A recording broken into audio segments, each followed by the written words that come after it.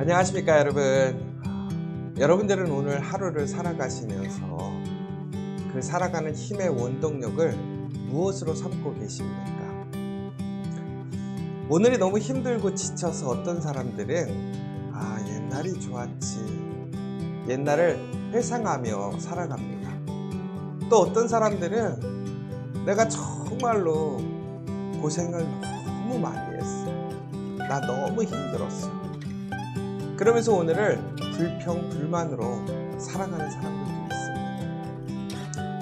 그러나 여러분, 오늘은 하나님께서 우리에게 주신 가장 복된 날이고 또한 우리에게 주어진 유일한 하루입니다. 여러분, 이 하루를 어떻게 살아가야 될 것인지, 또 그 힘의 원동력을 무엇으로 삼아야 될지 오늘 이 시간 우리 함께 나눠보면 좋을 것 같습니다. 사도신경으로 신앙 고백하시도록 하겠습니다. 나는 전능하신 아버지 하나님, 천지의 창조주를 믿습니다.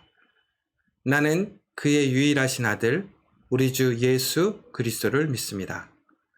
그는 성령으로 잉태되어 동정녀 마리아에게서 나시고 본디오 빌라도에게 고난을 받아 십자가에 못 박혀 죽으시고 장사된 지 사흘 만에 죽은 자 가운데서 다시 살아나셨으며 하늘에 오르시어 전능하신 아버지 하나님 우편에 앉아 계시다가 거기로부터 살아있는 자와 죽은 자를 심판하러 오십니다.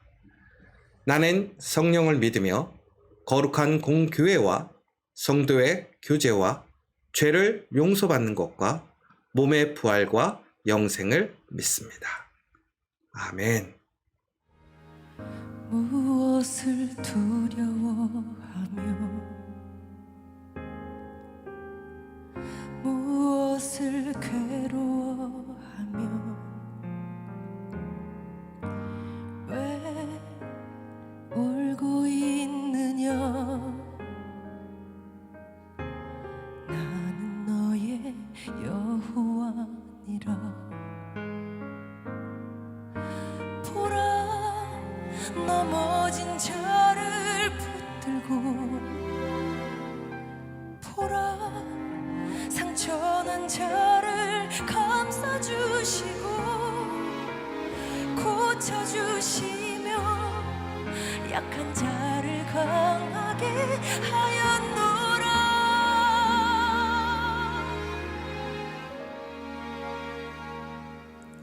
초라한 내 시작에 끝은 장대하리라. 구하고 또 구하라. 신실하신 그분 여호와 그친 너의 고난을 그 끝에 함께하리라. 구하고 또 구하라. 반드시 널 안고 돌보시리라.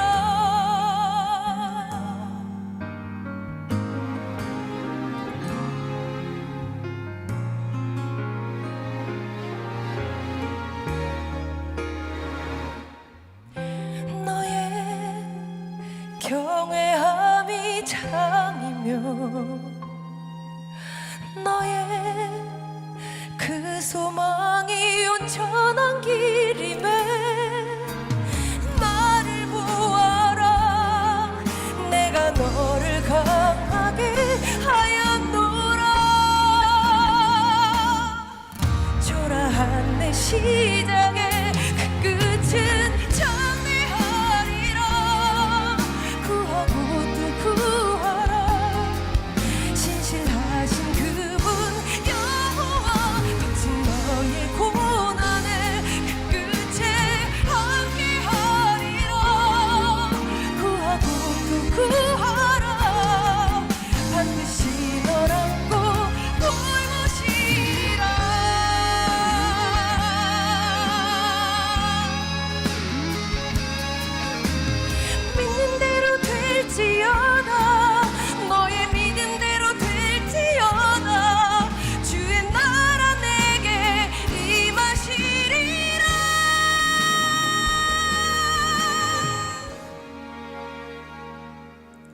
초라한 내 시작에 그 끝은 장대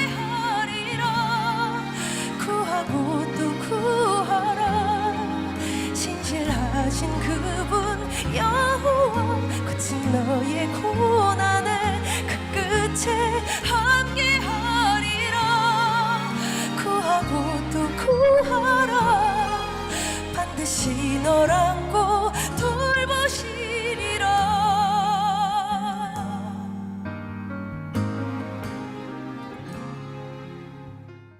오늘 나누실 하나님의 말씀은 우리 창세기 5장 21절에서 27절의 말씀을 우리 같이 봉독하도록 하겠습니다.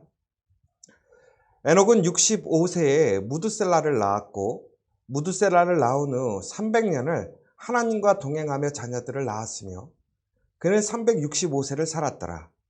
에녹이 하나님과 동행하더니 하나님이 그를 데려가심으로 세상에 있지 아니하였더라. 무드셀라는 187세에 라멕을 낳았고 라멕을 낳은 후 782년을 지내며 자녀를 낳았으며 그는 969세를 살고 죽었더라.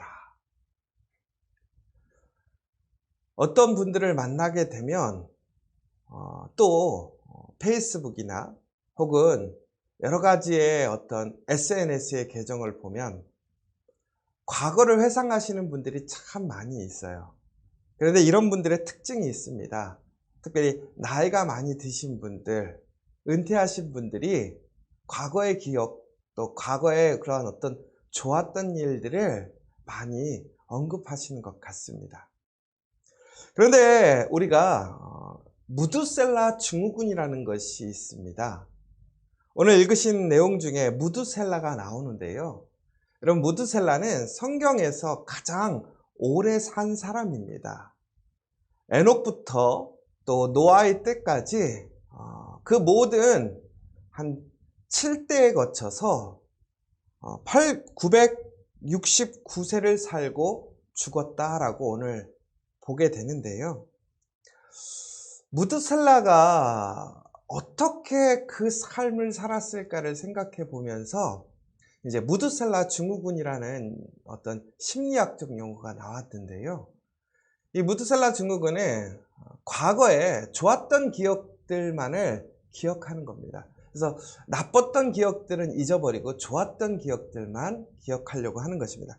그래서 요즘에 보면 많은 사람들이 이제 사회가 어렵고 또 경제적으로 어렵고 또 우리 코로나로 인해서 많은 어려운 시기에 우리 과거에 이런 좋았던 시절, 또 우리가 자유스럽게 생활했던 시절들을 기억하는 모습과 동일한 모습인 것이죠. 그런데 이 무드셀라 증후군은 조금은 회피하는 성향이 있다라는 거예요. 현재의 삶이 만족스럽지 못한 거예요. 또 여러 가지로 소망이 없다 보니까 과거에 가장 활발했을 때, 또 혹은 과거에 가장 좋았을 때를 회상하고 기억하는 어떤 그런 심리학적 용어라고 합니다. 그런데 이거와는 또 정반대의 개념이 있더라고요. 바로 순교자 증후군이라고 합니다. 이 순교자 증후군이라고 하는 것은 과거에 내가 힘들고 어려웠던 것만을 기억하는 거예요. 그러니까 무드셀라 증후군은 과거에 내가 좋았던 일만을 기억하면서 오늘을 살아가는 것이고요. 순교자 증후군은 내 과거에 안 좋았던 기억들만을 기억하면서 오늘을 살아가면서 불평하고 불만하고 그렇게 살아가는 거예요. 결국에는 이 무드셀라 증후군과 순교자 증후군에는 공통점이 있습니다. 바로 오늘을 살아가는 그 힘의 원동력이 없다라는 거예요. 그러다 보니까 과거를 회상하거나 퇴행해서 그것을 그냥 먹고 사는 것, 혹은 과거에 불쾌하고 어려웠던 그 문제들을 오늘까지도 지속적으로 불평하고 불만으로 살아가는 모습들을 보게 되는 것이죠. 여러분들, 오늘 여러분들은 어떠한 삶을 살아가고 계십니까? 과거에 여러분들의 그러한 삶에 좋았던 그 기억을 먹고 살아가십니까? 아니면 과거에 안 좋았던 그 일들을 오늘도 불평, 불만으로 살아가고 계십니까? 여러분, 한번 무드셀라는 어떻게 살았을까를 한번 생각해 봤으면 좋겠어요. 무드셀라는 아버지가 매우 일찍 돌아가셨습니다. 그리고 수많은 사람들을 장례를 치르면서 가장 오래 살게 되었어요. 그러나 성경에 보면 그는 무엇인가 특별한 삶의 어떤 좋은 일이라든가 어떤 대단한 업적을 남기지 않았습니다. 그런데 그 무드셀라라는 이름은 아주 의미 있는 이름이었습니다. 창을 든 자, 창을 던지는 자, 보초를 서는 자. 그래서 전국에는 이 무드셀라를 통해서 하나님의 그 노아의 홍수, 그 심판의 그 시점이 되는, 경계가 되는 사람이 이 무드셀라였던 것이지요. 여러분, 하나님께서 이 무드셀라를 세우셨을 때 그 또한 그의 어떤 사명과 어떤 운명을 알았습니다. 그렇다면 그는 수많은 불행한 일들을 경험하면서, 혹은 그는 그 아버지 에녹을 기억하면서 단순히 그 긴 세월을 버텼을까요? 저는 그렇게 생각하진 않아요. 왜 그러냐면 그가 살아가면서 그가 매일매일 그런 어떤 과거에 좋았던 그 순간만을 가지고 살았다고 한다면, 그가 사는 인생 중에 행복했던 인생은 그 인생의 3분의 1밖에 되지 않고, 나머지 3분의 2 인생은 그냥 과거를 회상하며 무의미하게 지나는 시간 내에 지나가 버리는 것이죠. 그런데 다시 또 순교자 어떤 증후군으로 보자면, 과거에 아버지가 일찍 돌아가셨던 그 인생의 3분의 1의 불행한 일로 인해서 그 나머지 3분의 2 인생이 계속 불행하게 살아갈 수밖에 없는 거예요. 그런데 무드셀라는 그렇게 불행한 삶을 살지는 않았습니다. 왜 그러냐면 그를 통해서 전국에는 노아라는 그 귀한 믿음의 사람을 통해서 이 땅에 심판이 임할 때에 또한 그의 가족들이, 그의 후손들이 구원을 받는, 그래서 새로운 하나님의 시작을 일으키는 그 구원의 줄기가 되는 것을 보게 되는데요. 과연 무드셀라는 그렇다면 그 하루하루를 어떻게 살았을까? 심리학적으로 봤을 때 그래서 오늘을 중요하게 생각하고 오늘의 기쁨을 가지고 살아가야 된다라고 얘기를 하고 있어요. 그렇다면 무드셀라에게 과연 오늘이라는 것이 어떻게 기쁨이 될 수 있었을까요? 그의 가장 존경스러운 아버지는 하나님께서 직접 데리고 가버리셨습니다. 그리고 그의 어떤 신앙의 가장 기초가 되고 시작이 되었던 아담도 죽게 되었고, 또한 그의 많은 후손들도 죽게 되는 것을 쭉 보게 됩니다. 그렇다면 그는 과연 오늘을 살아가면서 오히려 좋은 일보다 안 좋은 일들이 더 많았을 텐데, 그는 어떻게 오늘을 기쁨으로 살았을까요? 바로 내일에 대한 소망이 있었기 때문에 그렇다는 거예요. 비록 그는 오늘 그의 이름을 통해서 보면 그가 바로 하나님의 그러한 심판의 날에 그 끝에 서 있는 사람입니다. 어찌 보면 그 사람을 통해서는 소망이 없을 수 있어요. 무드셀라의 인생이라는 것은 어찌 보면 그가 죽음으로 이 땅에 심판이 오고 마지막 날이 오는 그러한 운명이기 때문에 어찌 보면 그의 인생은 참 불행할 수 있고 소망이 없을 수 있어요. 그런데 놀라운 것은 그의 아들이 태어납니다. 그의 아들이 라멕인데요. 우리 창세기 5장 28절 29절을 읽어보면 이렇게 나옵니다. 라박은 182세에 아들을 낳고 이름을 노아라여 이르되 여호와께서 땅을 저주하심으로 수고롭게 일하는 우리를 이 아들이 아니하리라 하였더라. 라멕을 통해서 노아가 태어납니다. 그런데 노아가 태어날 때 하나님께서는 그 노아를 통해서 새로운 계획을 알려주시는 거예요. 여러분, 그들이 이 땅에서 아담을 통해서 저주가 되었던 그 땅의 수고로움의 삶이 이어지고 있습니다. 그런데 이제 노아를 통해서 그 수고에서 벗어나게 된다라는 이야기가 나와요. 그러나 결과적으로 그 수고로움이라는 것은 이 땅에 하나님의 심판이 임하는 것이었어요. 그런데 그 심판이라는 것이 결국에는 우리에게는 어떤 참혹한 결과가 되기도 하지만, 다시 얘기하자면 이제는 다시 새로운 하나님의 구원의 은혜, 새로운 시작이 시작되어지는 그 시점이 된다라는 사실입니다. 그런데 놀라운 것은요, 이 무드셀라가 하나님 앞에서 그의 어떠한 세상의 끝날이라는 그러한 어떤 표징으로서 가장 오래 살면서 그것을 증거하는 사람이 되었지만, 그는 오늘 그 삶을 살아가게 됨으로 인하여서 다시 하나님께서 이 땅에 이루실 놀라운 새로운 구원과 새로운 소망과 미래를 그는 확인하게 되었습니다.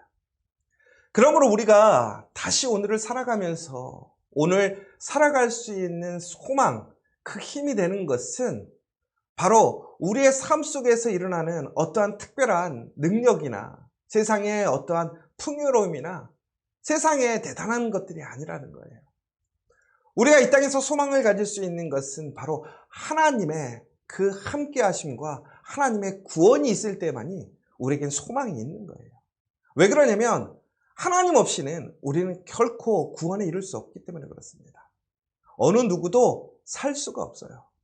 오직 하나님께서 우리에게 주신 예수 그리스도를 통해서만이 우리는 구원에 이룰 수 있는 거예요.